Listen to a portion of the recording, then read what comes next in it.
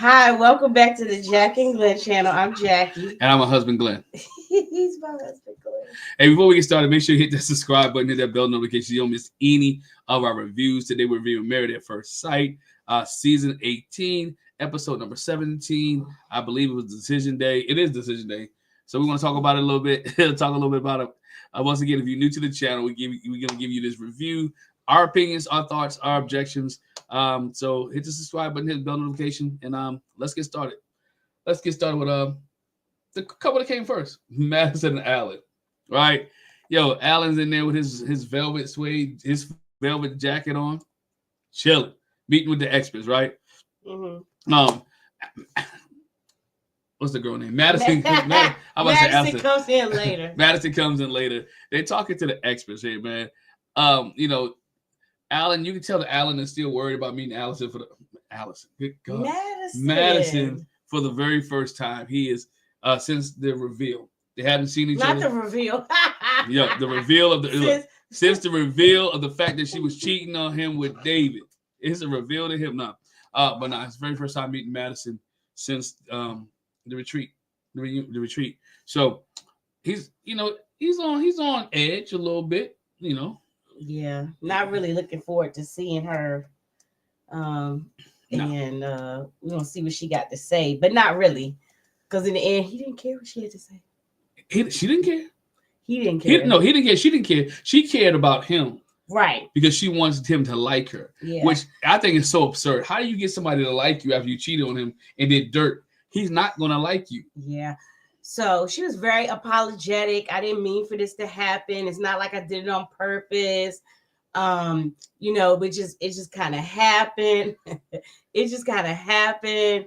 And Allan's like, babe, but you lied, like you gonna tell me you didn't on purpose lie to me.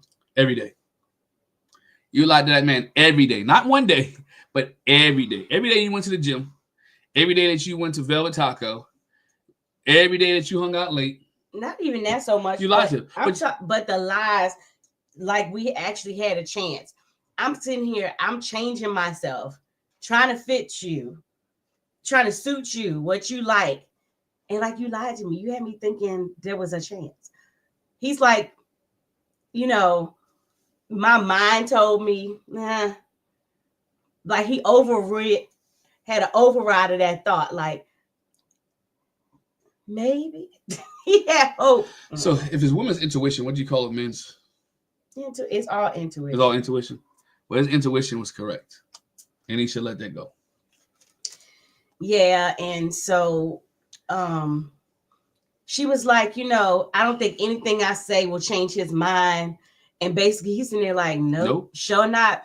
And the experts are like, is there anything else that you want to well, what do you want to get out of this? You need closure? He was like, I don't need no closure. I'm good. I don't need no closure.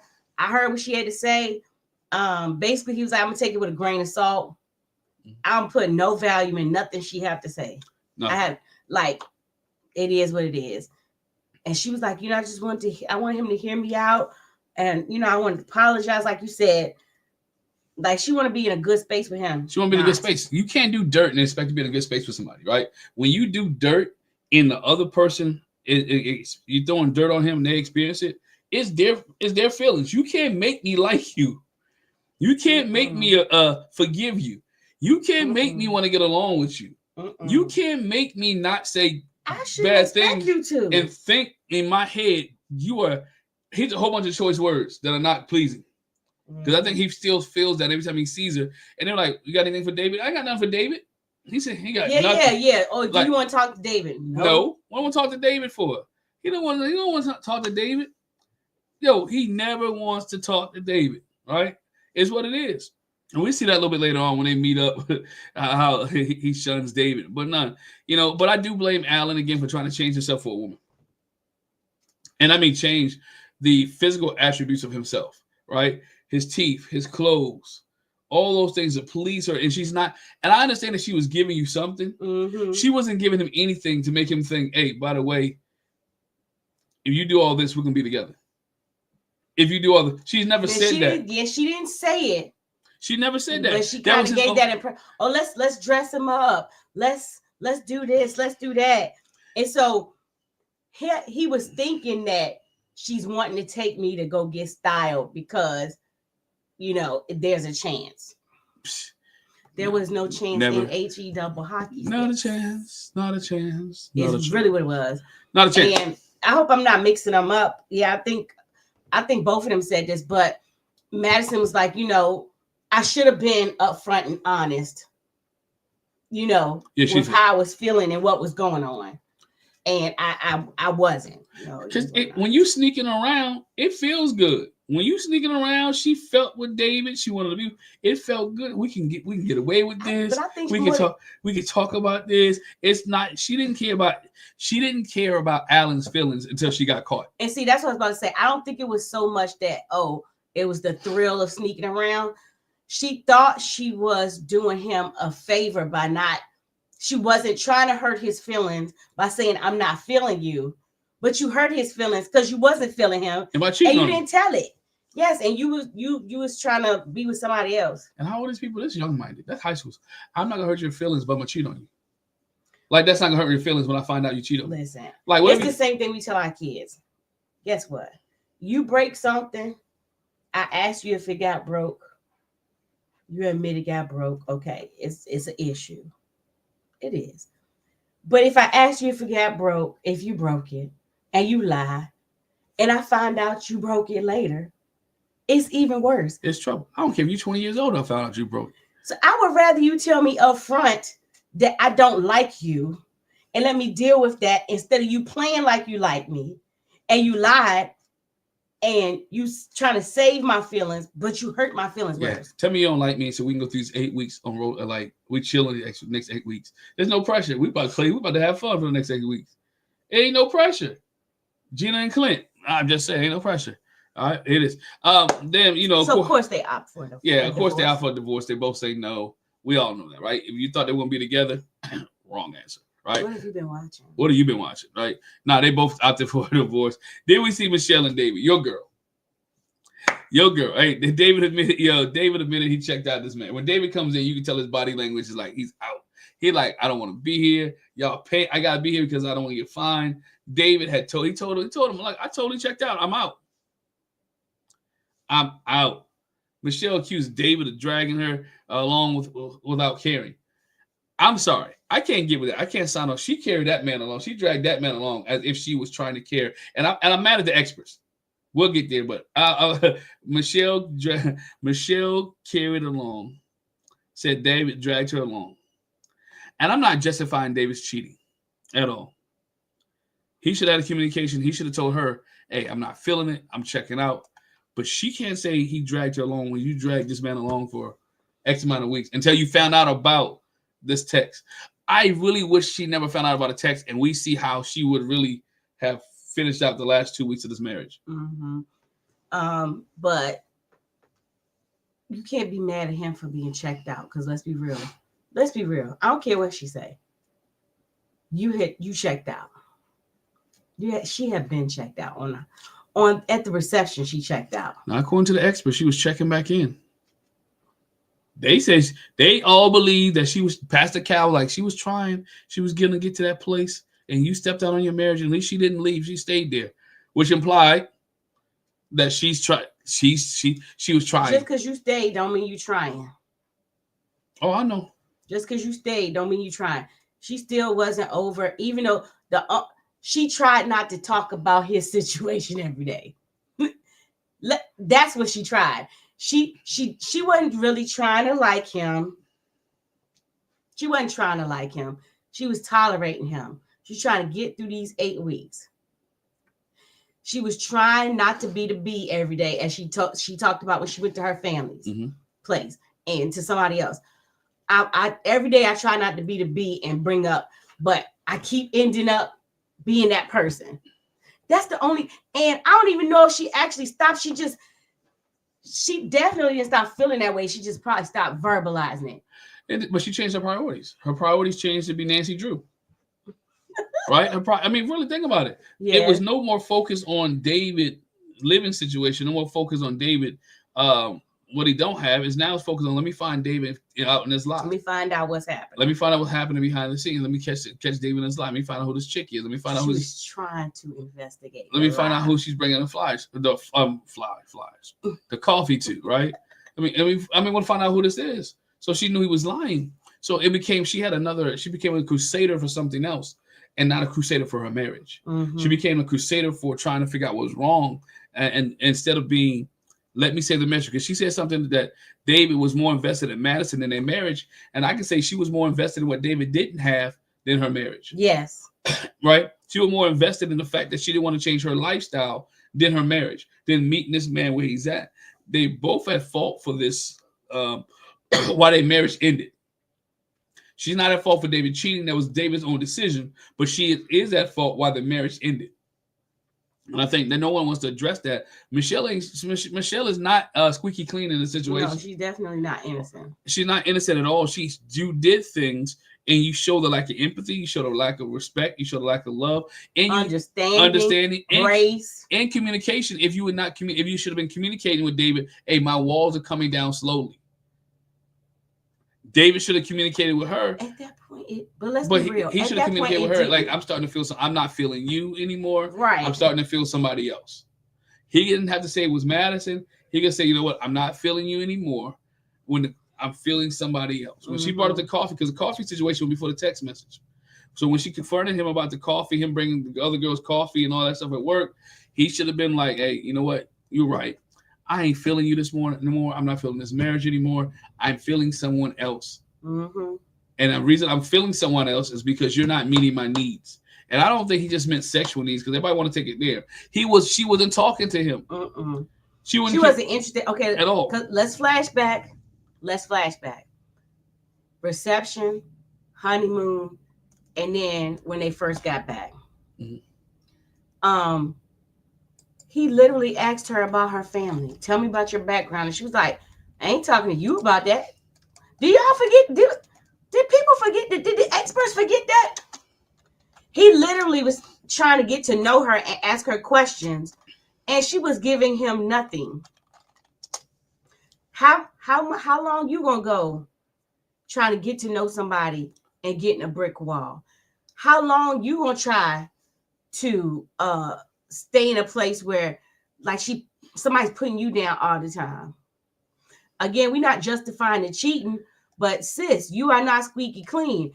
And my husband told me I was gonna be the experts. You should have read. They should have read her. They should read her. She had no, and if they did read her, they didn't show it. She took no accountability for her actions in this relationship. She took no accountability, and they did not provide her, push her, or make her accountable for this marriage being destroyed or this marriage not happening. And I can't rock with David, but I can't rock with her neither. You're not the victim in here. No. Right? You're not the victim. He's not gonna rock with you. He's not. You showed him nothing, so he gave you nothing and moved on. Mm-hmm. So that's where I blame the experts for not. They was Dr. Pia in general, like, David, you don't want to be here because you getting on, but you're not addressing this issue. Mm-hmm. Right? Yeah, I cheated. He took accountability. I cheated. I was wrong. I'm being with Madison. Done deal. Right? What else do you want from him? They did not address the issue with Michelle on what I want to say drove him that way, or why this marriage didn't end. But he did not help his own cause, because he basically, like you said, he came in there like he was checked out. He came in there like he was high. I don't feel like being bothered. It was responses. He rolled his head back. Like, Dr. P is like, why are you acting like that? But also at the same time, I forgot what the comment was that Dave made, and she did her thing again. Yes. She shook like, what? It was just, he was like, I'm done with it. I'm checked out. I don't feel like, why are we doing this? I don't want to be here. Yeah. I'm here not get fine. I told you, I thought he had a little alcohol, maybe a little other stuff that he'd do. He wasn't in his right mind. He was in his right mind, but wasn't in his right mind. He was like, I'm chilling. I don't want to be here. Mm-hmm. And Michelle can't, that's my thing. She can't play the victim the whole time.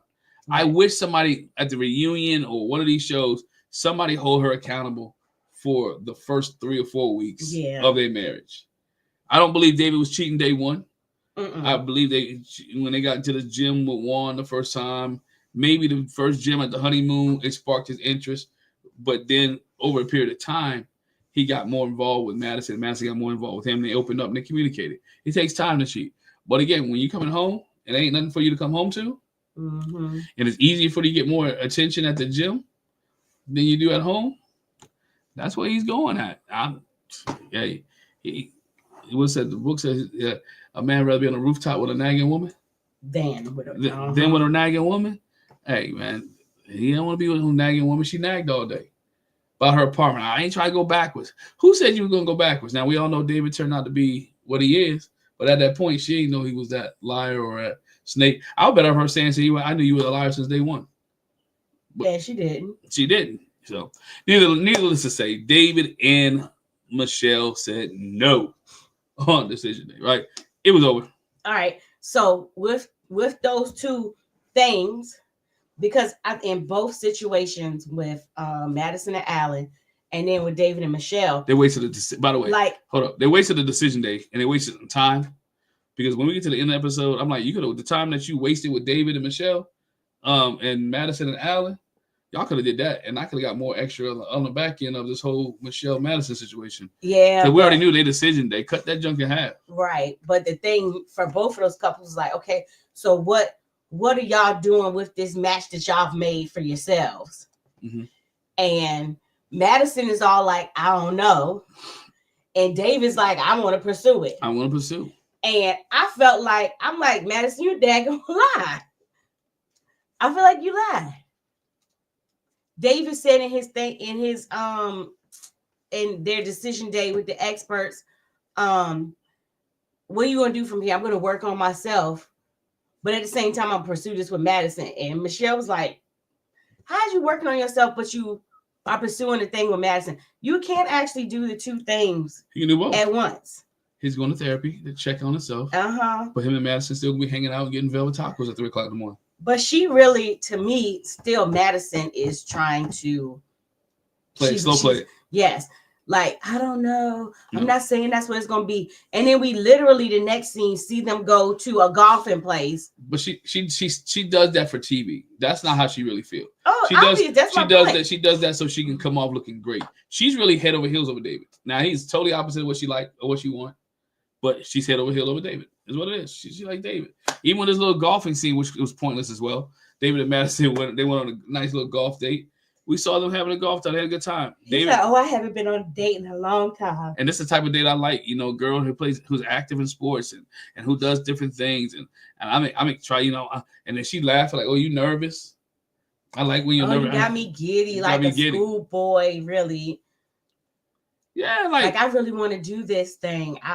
And again, I feel like it was a little dialed down, but not like she tried to put it like, I don't know if that's what I want to do. No. I just want to chill with myself.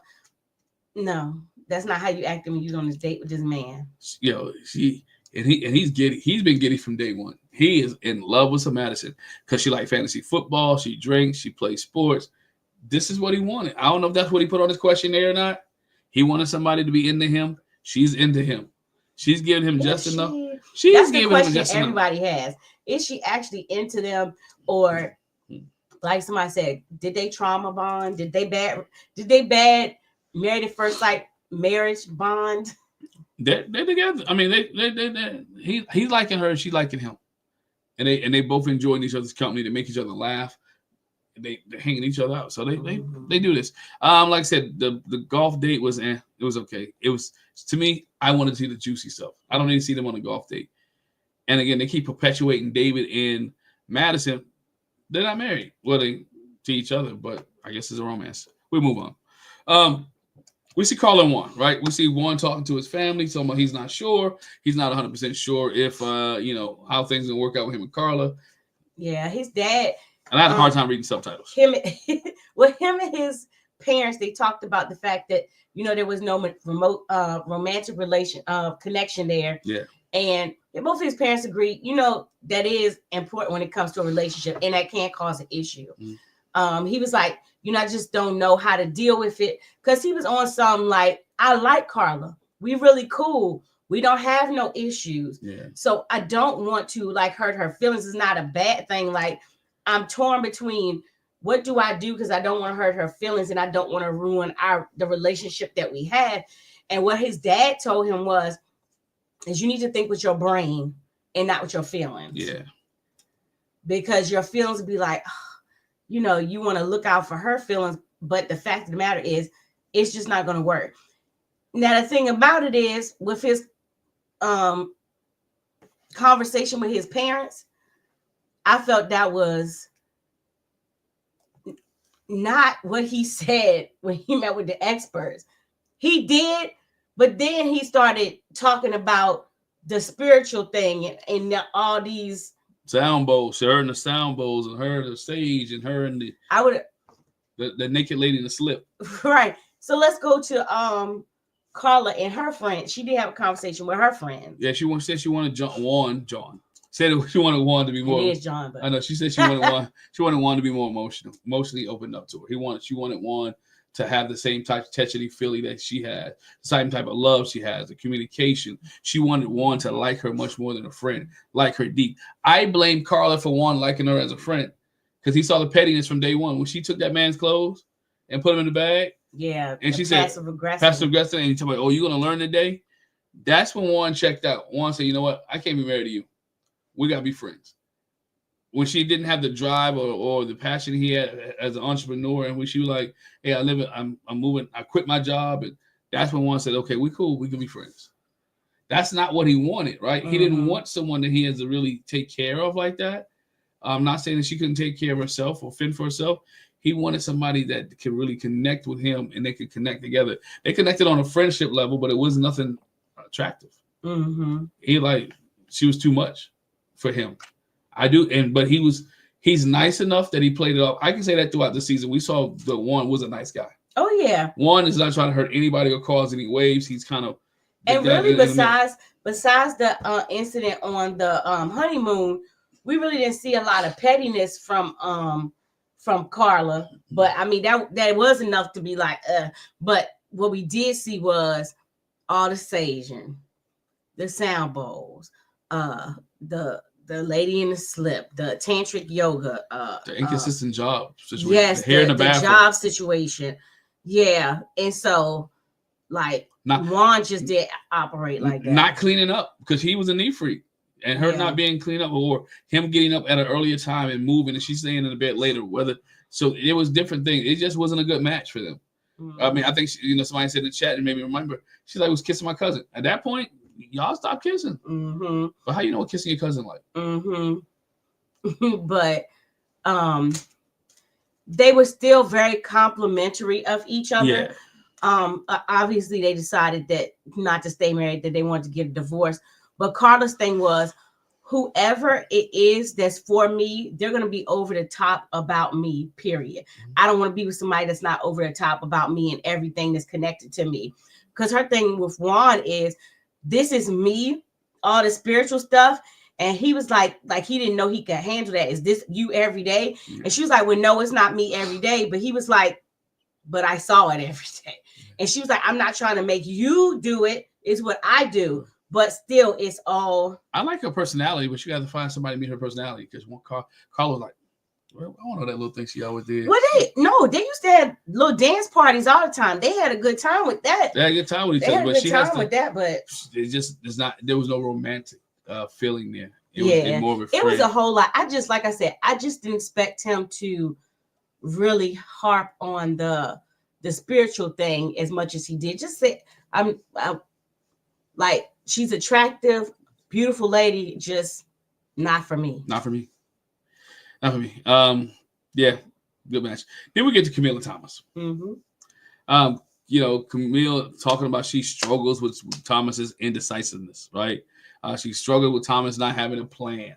She struggled with Thomas not being assertive a little bit more mm-hmm. aggressive, right? And not in a bad sense, but being more vocal about the plans that he has for them for the future. She wanted a guy to lead. I'm not saying Thomas cannot lead, right? He's just not a vocal leader. And sometimes you don't have vocal leaders, right? You have people who just do. And Thomas is not a vocal leader in this relationship.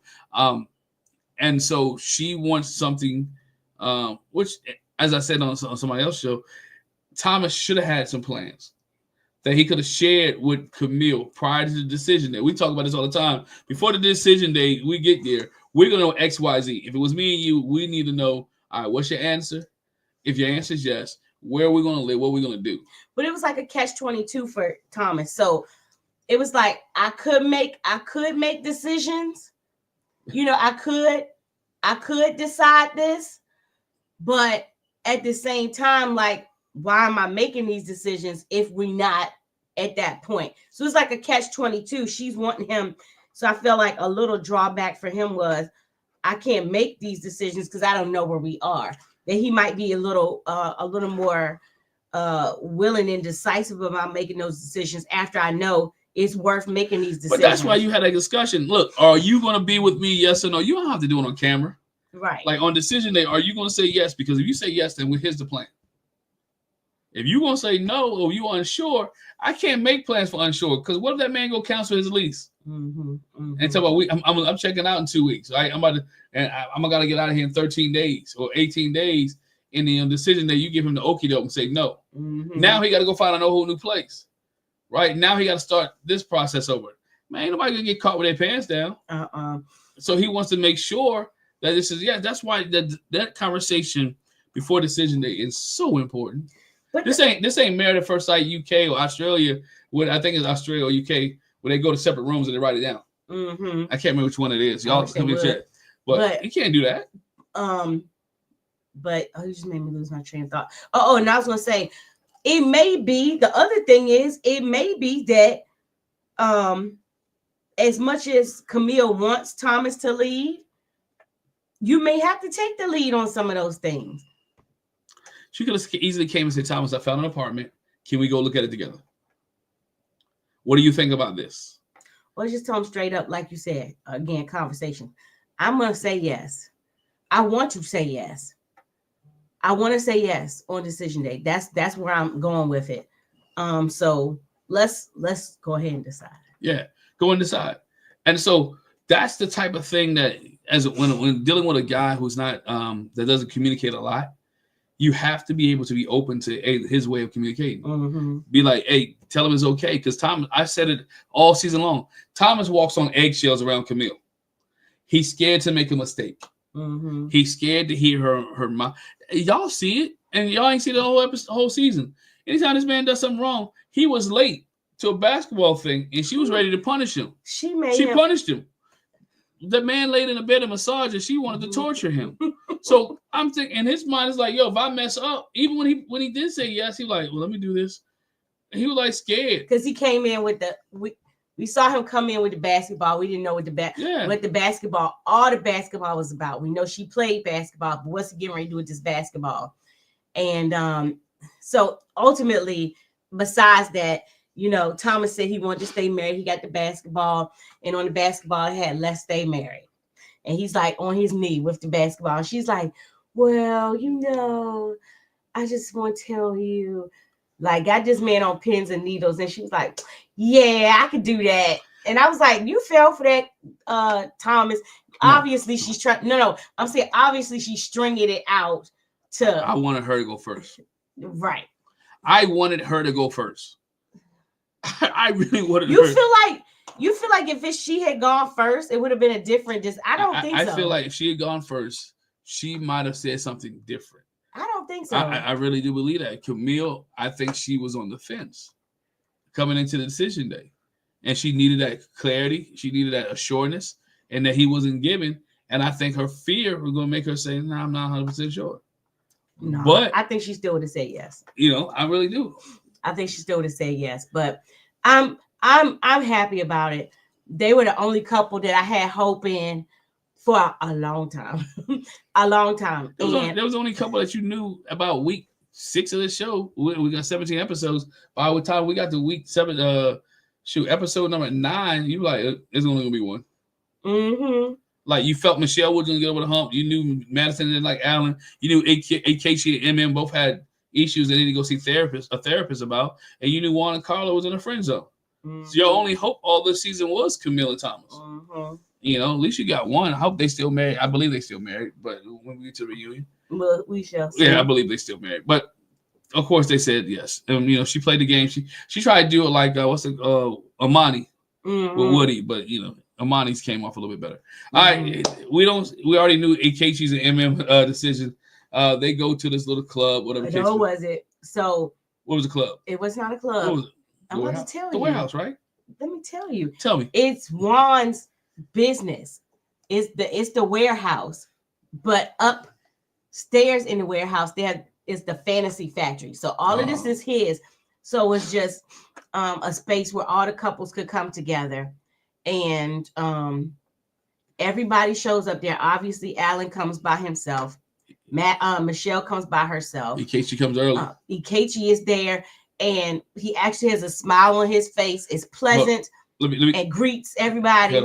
Smile on his face because the fact that it's over. Drama free. I ain't had to be around this woman for a while. I ain't had to have TV cameras follow me. I didn't have to do a decision day like people said. He's happy because he's relieved, right? He's joyous. He probably went to work that day. Probably went to the gym. You know, that's another thing. He said he goes to the gym every morning. How come he didn't see Madison and David? Because he didn't stay in the apartment. But anyway, right? He didn't stay in that apartment. And he actually touched on that. He was like, you know, sorry I wasn't around y'all like talking about. I think he tried to hit it with the, you know, because I wanted to have some peace. Right. But yeah, so Ikechi and Emem both end up at the couples gathering. They share the information. Obviously, Ikechi and Emem aren't together. And yeah, she went in on him. Well, you know, she was trying to be cordial at first, and then I do give Ikechi this in this scene. He tried to relate back. He was like, he wasn't gonna say nothing. He wasn't gonna talk to her. Matter of fact, no, she did give him a hug. They gave each other a hug. They actually embraced. This is the first time this man walked in the room or she walked in the room, and they embraced. And he actually greeted her. They actually greeted her all season long. You know, right? But as they was talking, he was gonna be quiet. He wasn't going to say anything. And she was like, go ahead and say it. It's all over your tongue. Go ahead and say it. No, it wasn't her that said that. Somebody else said it's all over your tongue. Well, I think it was Camille. Camille. Oh, Camille. One of them. Sometimes you let sleeping dogs lie. Don't look for drama. Let that bad boy ride. If the man wasn't going to say anything, if he was going to sit there and be quiet. But in this space, it's supposed to be where you can be able to say what you want to say. He let him say it when he want to say it. Don't push him to say it. He has the right to vocalize and to be verbal in this setting if he choose to. And what she did was Camille and Emem.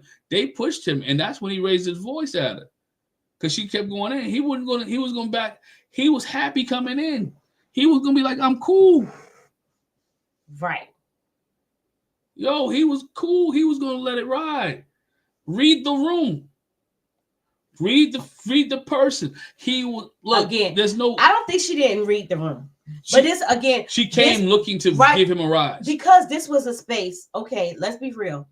They had their conversation, but a lot of his acting out, he did it in the company. Look, come on. Now my parents never said this to me, but you know, you've heard this before. I think you said your parents said, "Where you show, I'm gonna get you where you show out at." Right. So you showed out in front of these other couples. So then let's put it on. Let's do. You try to embarrass me. You try to come at me and show me up in front of people. And so she put it out there. This is what you try to do. Right. You try to, you know, you basically, and like you made me get ugly.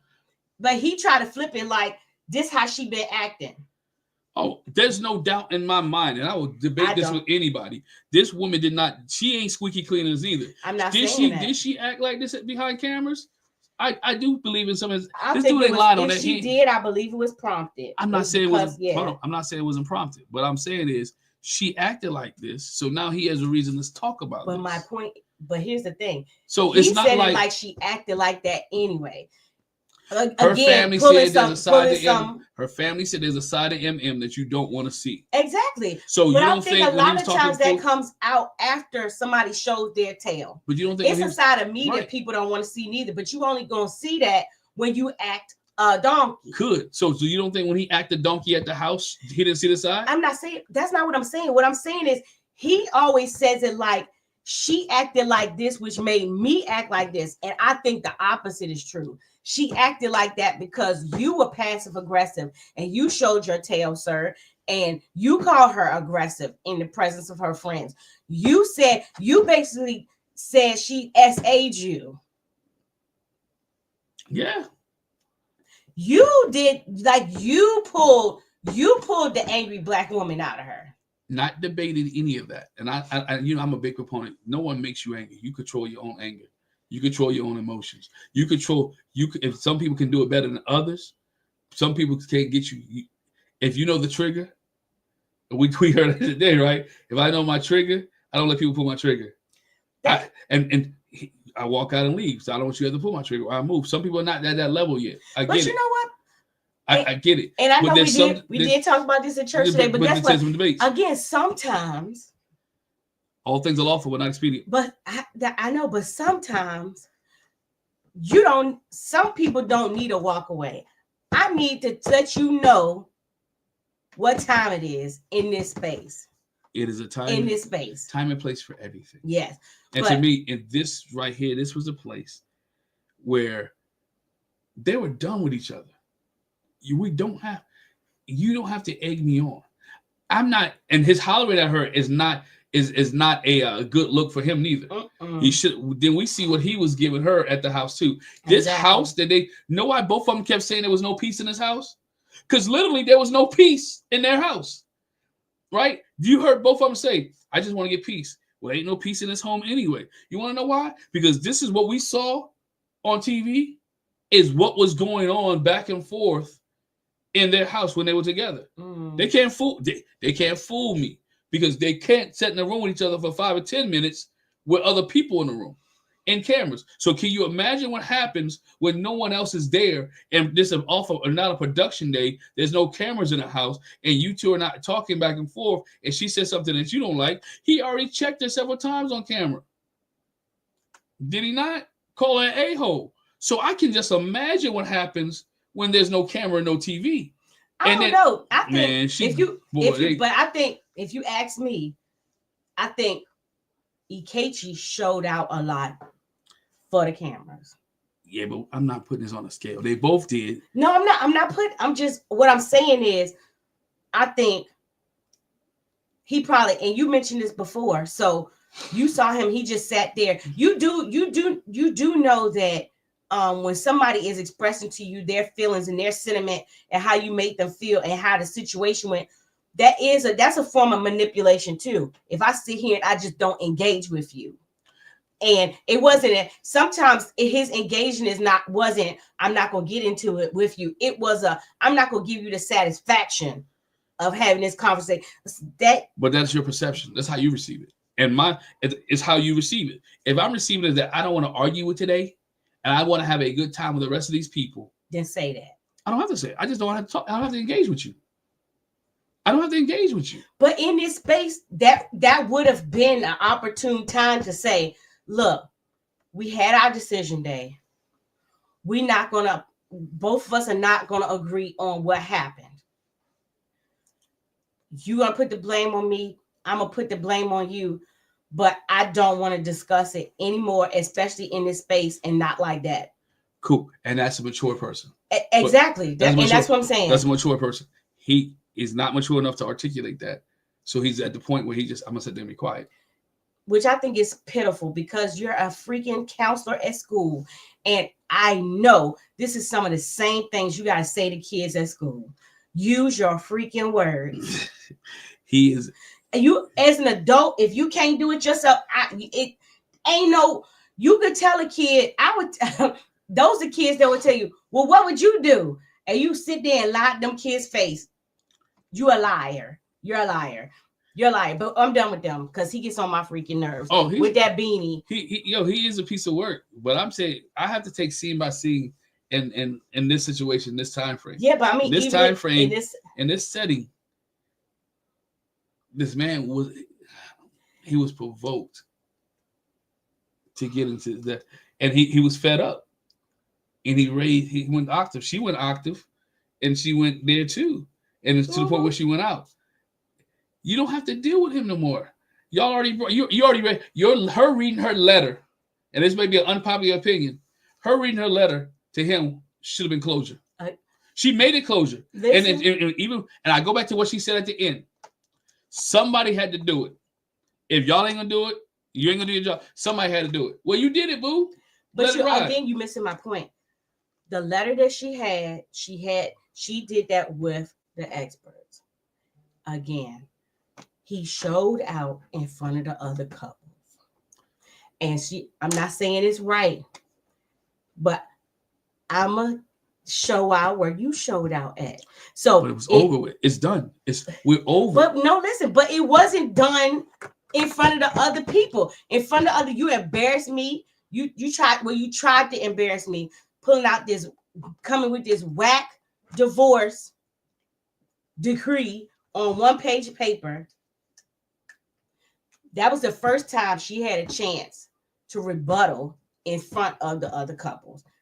Right, wrong, or indifferent. But I'm just saying, I think that's the mindset where she was.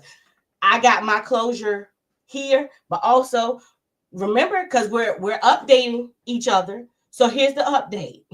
Yeah. I wished him the worst, and I'ma still wish him the worst in front of all of y'all, because he gets on my goddamn nerves. Because he's this, that, and the other. So we saw the side of Emem that I believe he sees when the cameras are not there. I believe he sees it too, but and whether provoked or not, doesn't make a difference to me. I didn't say that. But what I'm saying is, yes, I'm sure he's seen this off cameras. But the same thing we said about Michelle, you're not innocent in this. I don't believe she just gave him that just because. I didn't say that. I know she didn't just get that just because she was fed up. I know, but we're saying the same thing. But what I'm telling you, I never said he didn't see this. I know he did, because he acted like an ASS off the cameras. Mm-hmm. And so, yes, I got an attitude with you because you acting like an ASS. And then you try to say, I'm not giving you no peace, but you're throwing stones and hiding your hands. And that's what I have an issue with. Michelle and Ikechi, and I'm going to say Madison some too. You throw stones and hide your hands. You want to be the victim, and you're not the victim. And I throw Emem in there. Want to be a victim, but you're not the victim. I disagree. I'm sorry. I gotta throw her in there. I disagree.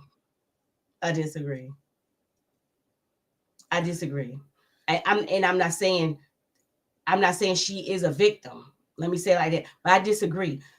He instigated with that woman. I know he did. He instigated, and like you said, he poked the bear, and the bear came out. The bear came out because he poked her enough that she could not. He didn't make her. We're all responsible for our own behavior and our actions. But he poked that lady, and he poked that lady, and he poked that lady until he brought that out. As I'm telling you, as a Black woman, from my perspective, and I'm not Emem, but I know he poked that bear, because we're talking about a professional Black woman. And I believe when her family said that, they were saying it from that perspective, that if you irritate her enough, if you poke her enough, if you instigate her with her enough, this is what's going to come out. To me, her family never said it like this is who she is all the time. I never said. I know that's what her family said. I'm not saying that's who she is all the time. When she got poked and he irritated her, every day she was irritated. Because he was freaking irritated. That's not. Listen to what I'm saying. I agree with you, right? From his perspective, the days that she was irritated and he didn't poke her because she was already irritated from the day before is what he saw. And it's what he said. Okay. No, you can't. I don't disagree with you, but women have the propensity to carry over their irritation from days to days. I don't disagree with you. And so what he's using as ammunition towards her, and I'm not saying he's right, is the days that he didn't do anything, where he didn't do anything, he didn't say anything, and yet he still got attitude. Again, and that's the ammunition he's using to come off, for him to come and off I still clean say and squeaky. You're throwing stones and hiding your hand, because he should be able to acknowledge, I understand that she was irritated day to day because I irritated her right here. Correct. And I never fixed what happened to irritate her. He never made amends. And so, yes, I'm going to still be pissed because you never acknowledge your behavior. And I'm not disagreeing. I'm just pointing the picture of why he said what he said and painting the picture that he wants the people, the viewers, to believe about MM. And we talk about the same way he didn't address when you're irritated with somebody from day to day. We need to address this thing together. It need to be a common conversation, whether it's with the experts or whether with each other. There has to be a common conversation, and she has to know when. And she realized towards the end, she has to know when to check out and leave. Like, this ain't never gonna work. And that's why I say. And so when she kept trying to make it work, when she realized this dude ain't never gonna make it work. But that's why I say what you're saying is not correct. Because if it was a constant irritation, then she would have came in. She would have been like, you know what? Never mind. But it's not a never mind because she still feels this way. No, what I'm saying is a never mind on the marriage. Instead, she was like, I understand. She said, I understand there's something underlying with him. She was still willing to try. That's why I say I'm not gonna put it on dude is a piece of work. No one disagrees. He is still a piece of work, but sometimes you have to know the enemy that you're dealing with, or you know the person you're dealing with. So I'm not going to give you any room. He talked about her character the whole. You talk about my character the whole time. If you call me aggressive, you call me an angry black woman, you call me this, that, and the other, and you know somebody's is trying to push your buttons to get you there. Don't give them the satisfaction of getting you there. I don't disagree with you. But you just talked about it. It's a maturity thing. And then again, once I'm there, I'm there. Yeah. I'm not getting ready. At that point, she didn't want to be the bigger person no more because she had been the bigger person every time. But you don't give him the satisfaction because then everything he said about you, I know. Everything he says about you now becomes true. I know. And now and that's why I say it was manipulation for him to sit there and because he sat back and was like, see, look at her. And you cloudy the picture. Look at her. But when I give you the benefit of the doubt, you cloudy the picture for me. What benefit of the doubt did he get? Okay, we're spending too much time on him. We got other things to talk about because he gets on my freaking nerves and they've been over with. But I'm not. Listen, I'm not. I'm still. I'm not telling you not to change. It started with him. It's a perspective because it started with him. But it started with him. I'm not disagreeing the fact that it started with him, right? But I'm saying from the perspective of if you're MM has some issues that she has to work out as well. That's what I want to clear. I don't disagree, but there's a reason. You say it all the time. There's a reason that these people on the show. There's a reason that MM is where she at and she's not married. But at least she tried. She tried. Homeboy did not try. He tried for 3 days. And he tried until the honeymoon. Married at first sight in 3 different cities. And he didn't like the production. It was much more than he could handle. And he didn't know how to deal with it. Allan did not shake David's hand when David came in. No, he didn't. Even after they had a conversation about how everything went down. David was like, my bad. I apologize to you. And he reaches out and Allan said, I'm still not shaking your hand. Twice. He got up and tried to shake his hand. That's what I said. I'm still not shaking your hand. Bruh. Read the room. I tell you all the time, read the room. We're not. You took my girl, and only reason I'm here and I'm talking to you is because of the show. I am not going to shake your hand. I'm not. I'm not shaking your hand. We're not Madison. Let me say this: Madison and David came in, both wearing red articles of clothing. Came in matching. Michelle was like, I didn't think it was irritate me that much to see them, but yeah. Why did it irritate you, sis? She don't like you. Ain't like that, man. Why did it irritate you? You At this point, I don't care. I don't care. Be together. Have a good time. I don't care. Why did it irritate you? I think what she said was, what irritated her is like, look at how they. So they a new couple now. Here it is. Look, they come out happy and everybody else is miserable. Why do they get to be happy and nobody else is happy? That's why you mad. Tell them why you mad. And then it's as my wrestlers say, it's the aura. It's the aura that they had when they walked in the room. Yeah, they did. The aura that walked in the room is like, ha, look at us. Like we found each other. We found a person. We found a love, and she's mad because she didn't find that. She could have had that joy with David if she had tried. Just being honest. I feel like even if it wasn't him living with his parents, if it wasn't, that's how I started. If it wasn't him cussing, if it wasn't him smoking, it would have been something else. She would have never been satisfied. But let me say, I'm glad you said it real quick. I'm glad you said that. Michelle doesn't make David. This is the real reason. Michelle doesn't make David stop cussing. David can still drink. David can still be himself with Madison. Sorry. David can be himself with Madison. He can do all the things that Michelle wanted him to quit. And Madison doesn't care.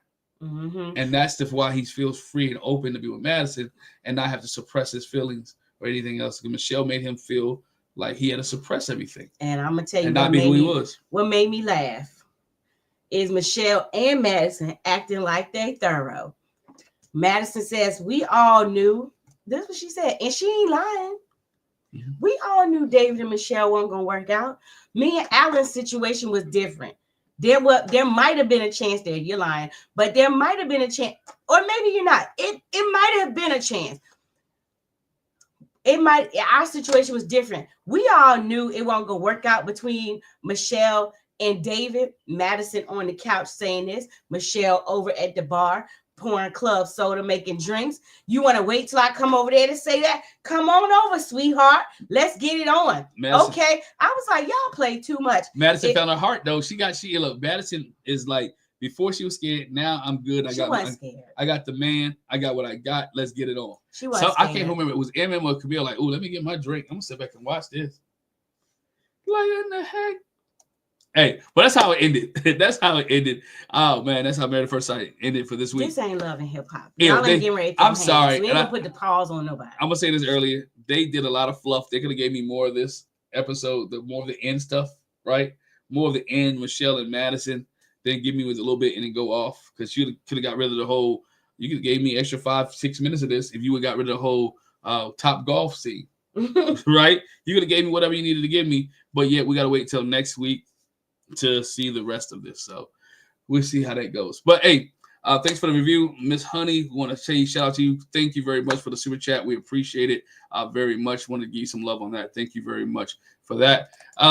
For those who are watching, it's your first time, make sure you hit the subscribe button and bell notification. I like what else is. So you'll miss any of our reviews. We appreciate you guys. Thank you very much for rocking with us. Been a busy week, so we had to get out the review before we do a panel discussion. So we wanted to get it out real quick. So come back a little bit later on, and you'll have a panel discussion with us, August Love Story, and Talisa Ray. If you're watching this on a replay, and check out the panel discussion as we break down Married at First Sight.